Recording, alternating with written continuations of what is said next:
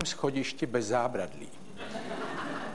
Chladnokrevně přitom škodí životnímu prostředí rozhazováním papírů, které patří do kontejneru s recyklovaným odpadem. Večerníček na konci schodiště bezmyšlenkovitě skáče do neznámých hlubin. Stále se přitom usmívá, což může u nezletilců evokovat pocit, že by měli napodobit jeho sebevražedný skok do hlubin. Večerníček, ač zjevně dítě, řídí automobil, to znamená nemá papíry, a navíc se nevěnuje plně řízení.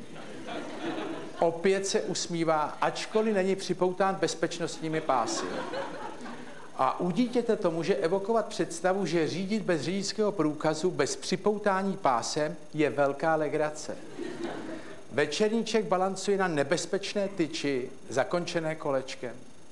Nevěnuje se dostatečně řízení, čímž ohrožuje nejen svoji bezpečnost.